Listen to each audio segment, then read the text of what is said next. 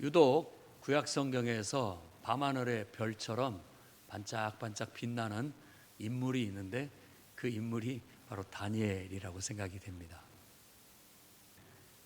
다니엘은 포로로 끌려가서 하나님을 믿지 않은 그 제국 내에서도 자신의 신앙을 아주 신실하게 지켜냈던, 목숨을 걸고 지켜냈던 사람일 뿐만 아니라 그렇게 투철한 신앙을 가진 사람임에도 불구하고 많은 적들과 또 이방인들의 공격이 있음에도 불구하고 그의 탁월한 능력, 꿈을 해석하는 탁월한 능력은 그가 그 제국 내에서 3명의 총리의 자리에 올라가게끔 그를 높여줬던 것입니다. 오늘 말씀을 우리가 읽었는데 조서에 왕의 어인이 찍힌 것을 봤어요. 그 말은 왕 외에 다른 신에게 기도하는 사람은 사자굴에 집어넣는다라는 조서였습니다. 다리오 왕 때 이와 같은 일들이 일어났어요.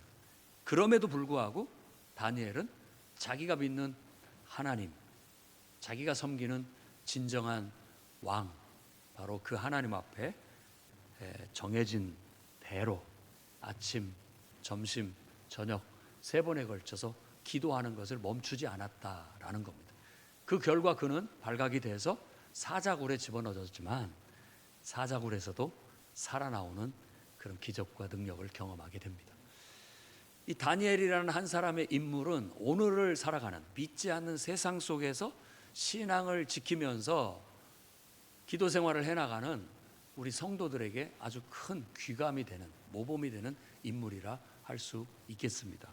그래서 오늘은 다니엘의 기도 생활을 통해서 규칙적으로 기도하는 삶을 사는 방법에 대해 하나님 말씀을 여러분에게 전하고자 합니다. 다니엘은 포로 생활을 하면서도 규칙적으로 기도하는 삶을 살았습니다. 그 기도는 그냥 의무적인 그런 기도가 아니었죠. 하나님을 사랑해서 하나님과의 깊은 관계를, 인격적인 관계를 유지하기 위해서 가졌던 시간이라고 할 수 있습니다. 그래서 그에게 영적인 탁월한 능력이 임하게 되었고 그가 세상에서도 높임을 받을 뿐만 아니라 하나님 나라에서도 하나님께도 귀하게 쓰임받는 그런 위대한 인물이 될 수 있었습니다.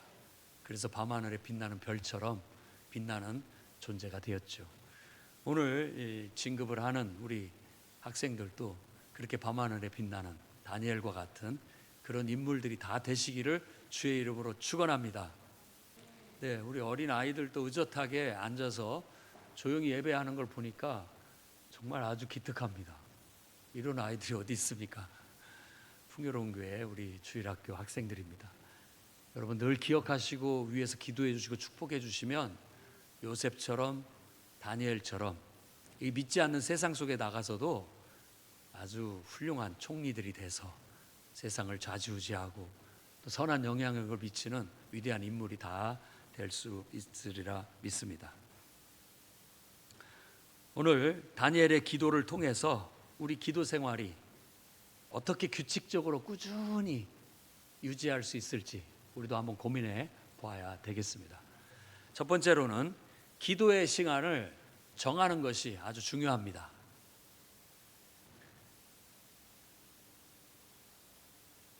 다니엘은 하루 3번 정해놓고 기도 시간을 가졌습니다.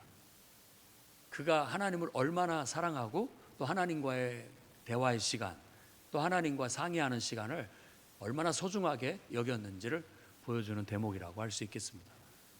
여러분, 우리가 기도를 위해서 정해진 시간을 갖는다면 우리가 일상생활 속에서도 자연스럽게 이 기도하는 습관이 자리 잡을 수가 있게 돼서 우리도 다니엘처럼 하나님과 상의하면서 또 훌륭한 인생을 살 수 있게 된다고 저는 믿습니다. 시편 55편 17절 말씀에도 저녁과 아침과 정오에 내가 근심하여 탄식하리니 여호와께서 내 소리를 들으시리로다. 그러니까 하나님을 믿는 경건한 사람들이라고 한다면 이렇게 시간을 정해놓고 기도할 줄 아는 사람입니다. 여러분 한번 이제 오늘부터라도 정해진 시간을 기도하는 그런 습관을 한번 길들여 보기로 결단하기를 바랍니다.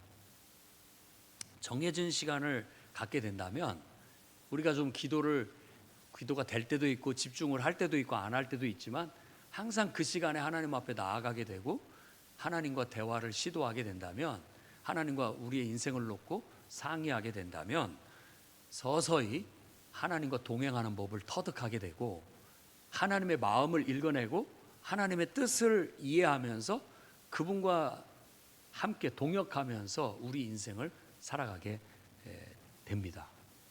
그걸 우리는 배워야 됩니다. 어떤 한 성도님께서 매일 아침 5시에 일어나서 기도하는 습관을 갖기로 결정했습니다. 그래서 아침에 시간을 맞춰놓고 5시 되면 일어나고 그 시간이 되면 이제 새벽 기도를 갖게 되었던 거예요. 누구나 다 처음은 그게 힘듭니다. 그리고 한 3일 정도 하면 작심삼일이라고 흐지부지 되거나 제대로 하지 않게 되는 그런 경향이 있는데, 이 성도는 꾸준하게 그 시간을 일어나서 억지로라도 그 시간을 하나님 앞에 기도하는 시간으로 갖게 되었습니다. 서서히 그 시간이 이제 좋아지기 시작한 겁니다. 그곳에서 기도를 하면서 하나님과 대화를 나누고 하나님과 자신의 인생을 내다보면서 상의를 드리고 그 속에서 하루를 준비하고 하나님께 필요한 지혜와 또 힘과 또 용기도 구하기 시작했습니다. 그 습관이 그 성도에게는 귀중한 시간이 된 거예요. 그 시간이 자기에게 있어서 하루 중에 가장 좋은 시간이 된 거예요.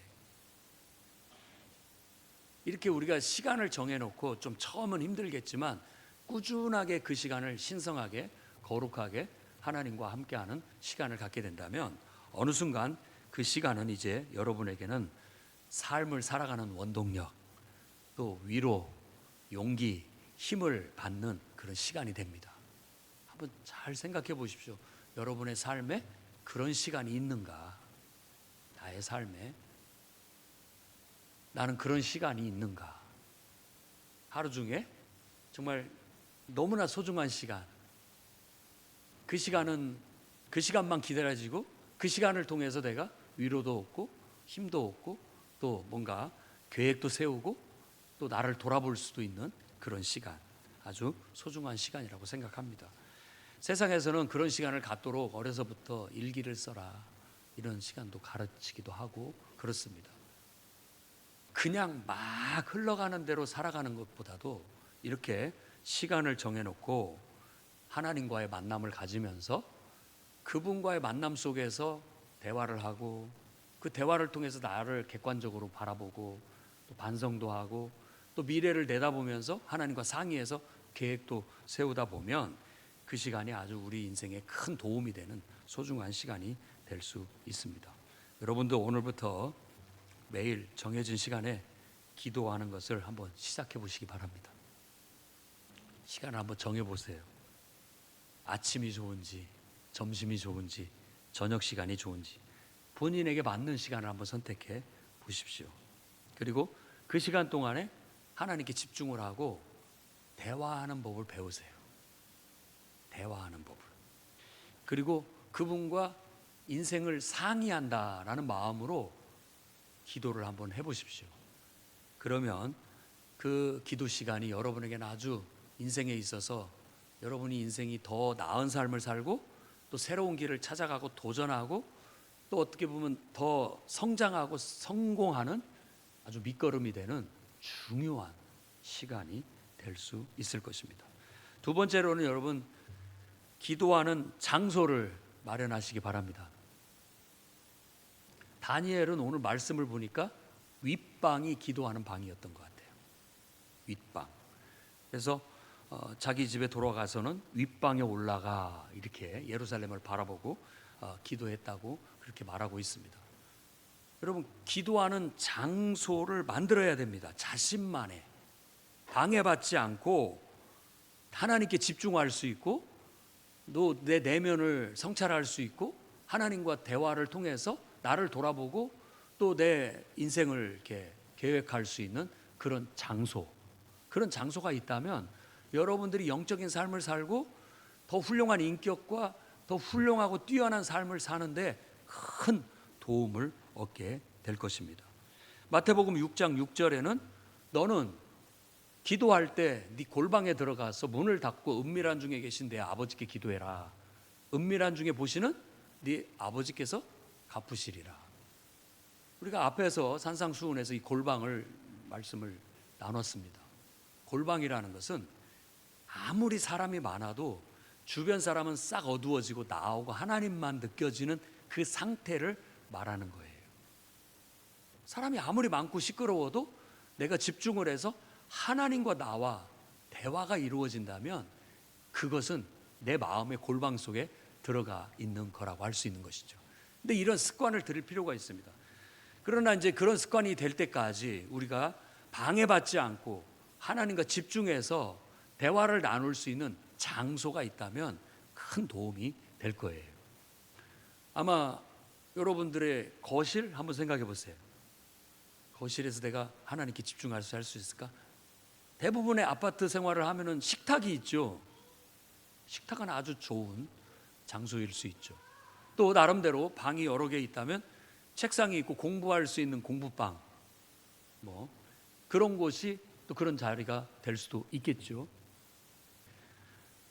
워룸이라고 하는 영화에 이제 나오는데 성공 가다를 달리고 있는 남편 토니, 그리고 예쁜 딸 엘리 다니엘, 그리고 남부럽지 않고 정말 성공적인 그런 삶을 살고 있던 부동산 중개업자였던 엘리자베스라는 인물이 나옵니다. 근데 겉으로는 좋은 집과 나름대로 성공적인 삶을 살고 있었지만 그 내면에는 가정의 문제를 안고 있었습니다. 그래서 그것 때문에 늘 고민이고 남편에게 불만이 쌓여져 있었던 것이죠. 그러다가 어느 날 새로운 고객 클라라라고 하는 부인을 만나요. 그 부인은 어떤 사람이냐면 우리 권사님 같은 분이었어요. 권사님, 신앙이 좋고 기도 생활을 하면서 말씀대로 이렇게 살아가면서 다른 사람을 말씀으로 권면해 줄 수 있는 그런 사람이었죠. 자기 집을 팔기 위해서 그 업자를 만났는데 우연히 대화를 나누다 보니까 이 사람이 자기의 삶에 불만이 있고 남편에게 불만이 있고 가정생활이 원만치 않다라는 걸 알면서 그 클라라라는 여인이 몇 마디 말로 그에게 도움을 줍니다. 조언을. 어떻게 하나님 말씀을 적용해서 그런 상황을 타개해 나갈지, 또 기도가 얼마나 중요한 일인지를 깨우쳐줘요. 그 얘기를 권면을 듣고 그 여인은 집에 돌아와서 정말 고민 많고 근심 많은 인생을 해결하기 위해서 그 권사님의 말이 마음에 남아서 자기 거실 쪽에 있는 그 옷장, 그 창고 같은 방을 기도방으로 만듭니다. 이 워룸이라는 그 단어 자체가 작전 상황실인데 전쟁에 있어서 굉장히 중요한 역할을 하는 그런 작전 상황실을 말하는 거거든요. 근데 바로 우리가 기도하는 그 기도방이 그와 같은 역할을 한다라는 의미로 그렇게 제목을 붙인 거예요. 그래서 그곳에 가서 기도를 하려고 하는데 신발에서 신발 냄새 나지, 옷장에 좁지, 옷이 꽉 차 있으니까.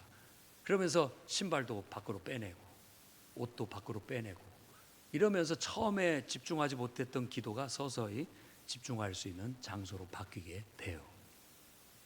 이렇듯 우리가 한 장소를 기도방으로 만들게 되면 그곳에서 하나님과 깊은 교제를 나눌 수 있고 기도를 통해서 영적 싸움을 싸우게 되는 거예요. 그 영화에서 우리에게 강조하는 메시지 중에 하나가 눈에 보이는 게 우리 싸움의 대상이 아니다. 그 이면에 있는 영적 싸움을 싸워야 된다.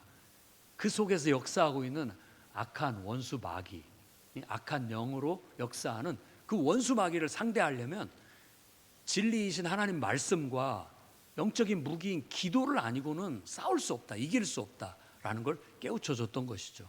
그래서 그걸 믿음을 갖고 확신을 가지고 그 방을 기도방으로 만들고 기도 생활을 시작할 수 있게 되었던 겁니다. 서서히 그 방은 이제 자기에게 있어서 소중한 방이 되는 거예요. 영적 쉼터가 돼요. 하루 일과 속에서 지치고 피곤한데 거기에 딱 들어가면 쉼을 얻게 되는 거예요. 위로도 받게 되고 그런 역사가 나타나기 시작하는 겁니다. 그러니까 이제 그 방을 사랑하게 되고 그 시간이 뭐 드라마 보는 시간보다도 영화 보는 시간보다도 핸드폰 그냥 의미 없이 인터넷 뒤적거리는 시간보다도 더 값진 시간이 된 거죠. 소중한 시간이 될 수 있었던 거예요. 그러면서 그곳에 있을 때마다 하나님이 나와 함께 하신다라는 느낌을 받을 수 있게 됐고 그 속에서 위로도 얻게 되고 또 용기도 얻게 되고 그러면서 그 속에서 내 인생에 대한 새로운 계획과 또 어떤 문제 해결점을 서서히 찾아가게 되는 그런 결과를 얻게 되었다라는 겁니다. 여러분도 여러분 집이나 또 직장이나 또 교회나 어디든 조용하고 방해받지 않은 그런 기도 공간을 한번 만들어 보시기 바랍니다. 아마 여러분 마음속에 떠오를지 모르겠어요. 집에서 어디 혹은 직장에서도 어디 좀 한적한 공간이나 자기만의 시간을 가질 수 있는 공간이 있다면 그런 공간. 또 뭐 교회를 찾아왔어도 교회가 그런 공간이 돼야죠. 여러분 특히 교회는 그런 건물이 돼야 됩니다. 그런 장소가 돼야 돼요. 교회에 오면 위로가 되고 쉼이 얻고 교회에 오면 뭔가 아이디어를 얻고 새로운 용기나 또 인생에 대해서 내가 반성도 할 수 있고 새로운 계획도 세울 수 있는 그런 신성한 곳이 돼야 됩니다. 다른 인간적인 요소나 이유로 인해서 그 신성함이 그 거룩함이 깨지지 않도록 관리하십시오.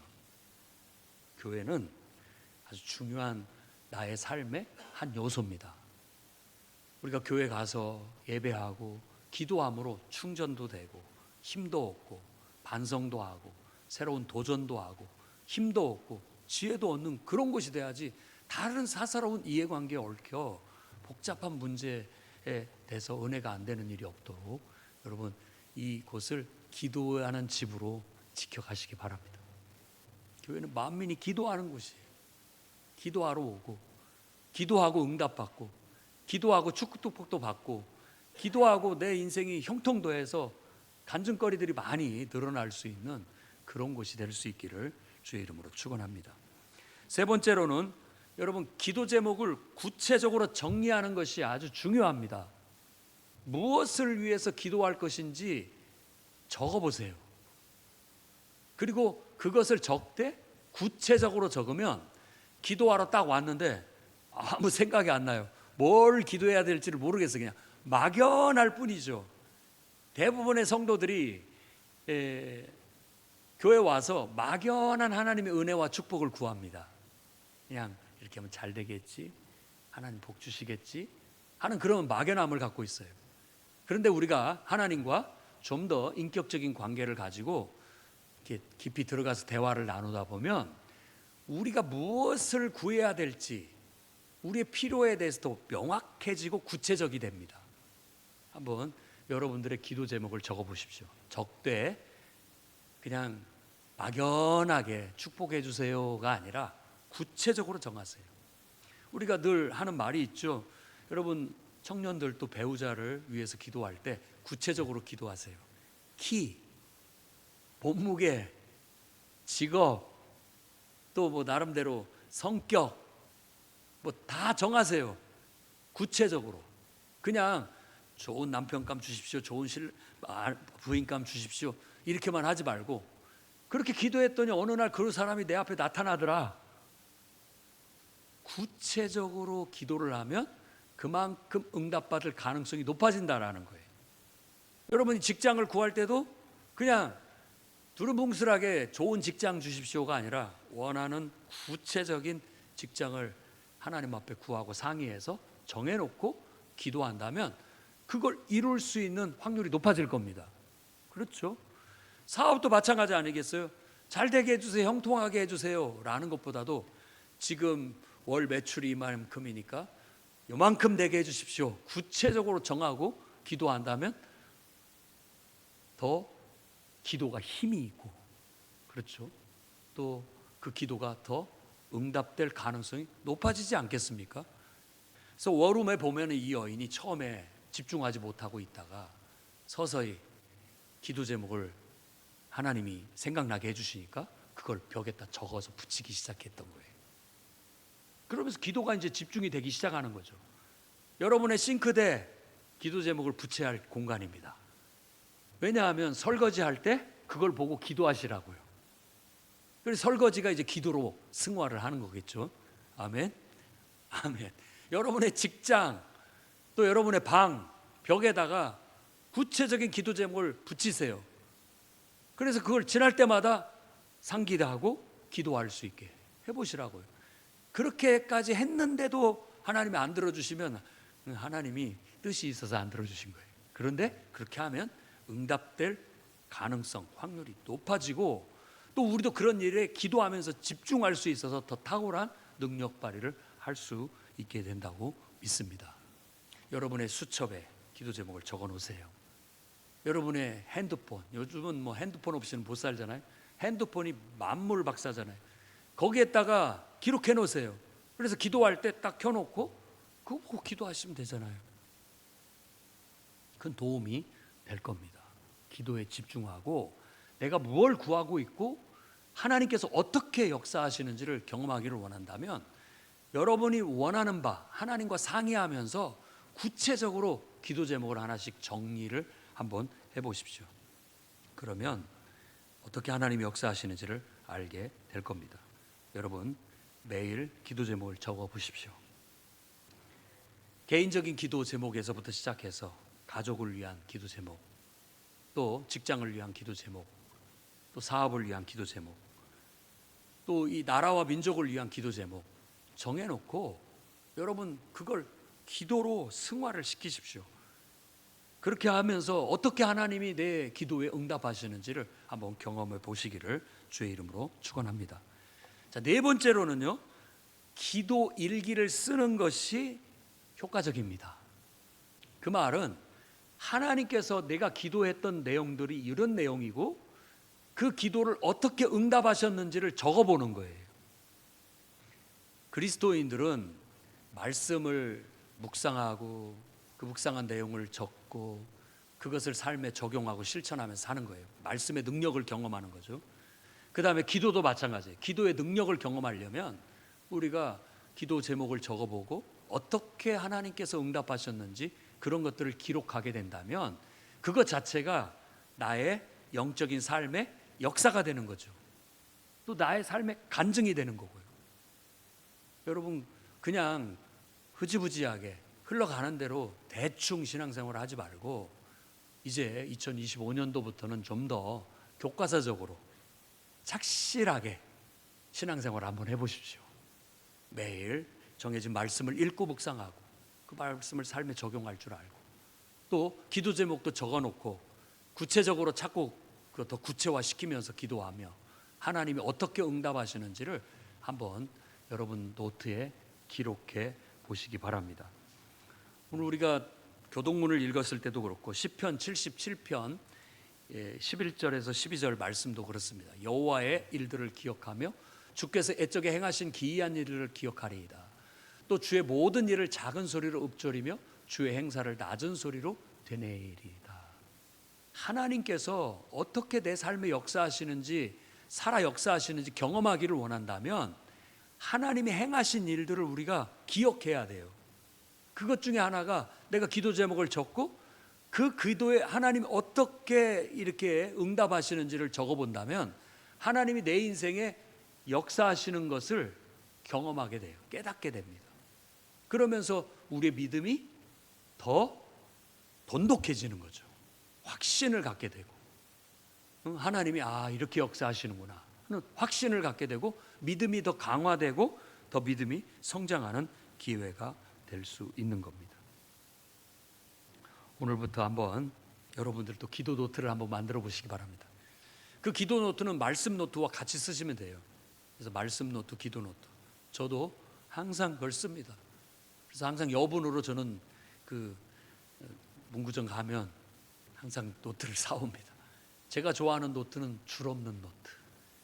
제가 좀 자유분방해서 줄이 있으면 불편함을 느낍니다. 근데 줄이 없으면 내 마음대로 쓸 수 있어서 참 좋아요.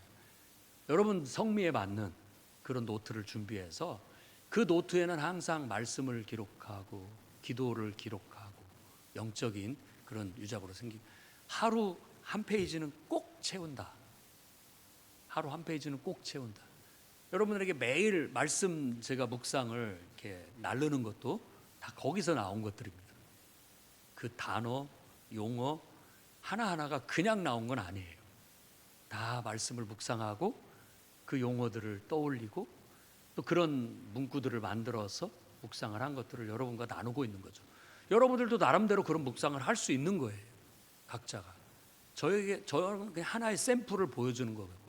여러분들도 그렇게 기도하고 응답받은 것들이 하나씩 하나씩 쌓여져 간다면 그것을 통해서 여러분들은 더 믿음이 강화될 것이고 하나님이 여러분 삶에 살아 역사하신다는 걸 경험하는 그런 성도들이 있을 줄로 믿습니다. 자, 마지막으로는 기도 모임에 한번 참여해 보십시오. 큰 도움이 될 겁니다. 기도하는 모임에, 기도하는 예배 모임에 참여를 해 보십시오. 믿음의 동료들과 함께 기도한다라는 것은 우리가 큰 용기를 얻을 수 있고 더 기도에 집중하는데 도움을 줄 수 있게 됩니다. 마태복음 18장 20절 말씀이 뭐라고 얘기합니까? 두 사람이 내 이름으로 모인 곳에 나도 그들 중에 있느니라 라고 했다고요. 우리가 하는 소그룹 모임의 원래 취지가 뭐냐? 기도하려고 모이는 거예요. 생각해 보세요. 사도행전 처음 교회가 시작됐을 때 그들의 모임은 기도 모임이었어요. 기도 모임. 그러면 성령이 임하니까 자연스럽게 복음이 전해지고 믿는 자들이 더해지는 교회가 형성되고 활성화되게 되었던 것이죠. 우리가 하는 목장 모임, 소모임, 기도하기 위해서 모이는 거예요. 그래서 여러분이 기도 제목이 있다면 그 모임에 가서 저가 이런 기도를 응답받기를 원하는데 함께 기도해 주십시오 하면 함께 기도해 주면 힘을 얻어요. 합심 기도 아니겠어요? 우리 남성도회나 여성도회나 우리 청소년들이나 우리 유초등부 학생들이나 기도 제목 정하고 기도 제목을 나누고 함께 기도하는 그런 모임을 갖기를 바랍니다. 그걸 통해서 하나님이 어떻게 우리 기도를 들으시고 응답하시는지 경험할 수 있잖아요. 그리고 나 혼자 기도하는 것보다 누군가가 나를 위해서 기도해 준다라는 것은 우리에게 큰 힘이 될 수 있습니다. 그리고 또 우리 기도를 더 풍성하게 만들어주죠. 우리 교회에서는 매일 새벽 기도를 합니다. 대부분 막 5시부터 오셔서 기도들을 합니다. 기도회는 5시 반부터 시작돼서 한 6시나 6시 10분 정도 끝나죠. 그러면 개인 기도도 하다가 6시 반이나 7시에 돌아가시는 분들 있습니다. 저도 한 7시까지는 기도를 하는 편입니다. 그러니까 5시부터 7시까지는 2시간 동안은 기도하는 시간인 것이죠. 새벽에. 근데 이 새벽은 요즘 지난주에 눈이 왔는데 요 뒤에 공원이 아주 눈이 막 쌓이니까 너무 예쁘더라고요. 아무도 밟지 않은 새하얀 눈길을 내가 걷는 것 같은 느낌이 새벽 예배의 느낌이에요. 깨끗한 내 정신과 마음으로 정말 차분히 가라앉은 상태에서 객관적으로 나를 돌아볼 수도 있고 내 인생을 계획할 수도 있는 시간. 얼마나 좋은지 몰라요. 그러니까 그런 습관이 몸에 배면 이번 추석 연휴 때 한 3일 쉬어봤더니 그게 또 그렇게 괴로운 줄 몰랐어요. 근데 하나님이 감동을 주셔서 쉬라고 해서 쉬어봤습니다. 근데 예배에 대한 사모함이 더 생기더라고요. 그 시간이 얼마나 좋은 시간인지 그립게 되고 더 소중하다라는 걸 더 느끼는 그런 시간이 될 수 있었습니다. 여러분 함께 기도하는 것은 좋아요. 나 혼자 하면 의지가 약해지고 안 나갈 수 있는데 우리 권사님들이 새벽 5시부터 와서 컴컴한 예배당에 있다라는 거 생각하면 얼른 일어날 수밖에 없고요. 나가서 함께 기도할 수밖에 없는 것이죠. 그리고 어느 정도 그게 습관이 되니까 이제 4시 반만 되면 눈이 자동으로 떠져요. 그럼 뭐합니까? 새벽기도 없으면은 이제 그때부터 이제 뭘 할지 방황하는 시간이 되는데 그래도 저는 이제 기도하고 말씀 볼 거 보고 또 묵상 올리고 이런 일들을 하루도 빠짐없이 계속 해오다 보니까 그냥 습관이 되었습니다. 그리고 여러분, 우리 교회는 화요일 중보 기도가 있어요. 화요일 날 11시에 여러 기도 제목들을 모아서 함께 기도하는 몇몇 사람들이 있습니다. 그리고 저녁 기도회, 수요 저녁 예배가 기도회고 금요 저녁 예배가 기도회예요. 그리고 주일 저녁 예배도 기도를 중심으로 해서 드리는 예배입니다. 이런 시간들에 내가 기도 제목을 갖고 하나님 앞에 가서 뜨겁게 기도하고 부르짖고 또 그런 것들을 여러분 행정실이나 또 부목사에게나 이렇게 전달해 주면 우리가 서로 공유하면서 그걸 위해서 함께 기도해 주게 돼요. 그렇게 해서 기도가 응답될 수 있다면 얼마나 좋습니까? 여러분, 마음에 염려하는 거 있죠? 근심하는 거 있죠? 해결받기를 원하는 거 있잖아요. 그런데 그냥 막연하잖아요. 기도 제목으로 딱 정하세요. 그리고 기도해 달라고 부탁하세요. 그리고 뭔가 해결받기를 원하는 거 있잖아요. 우리는 늘 자녀들을 위해서 학업의 문제, 또 직장의 문제, 취업의 문제, 결혼의 문제 놓고 기도하고 있잖아요.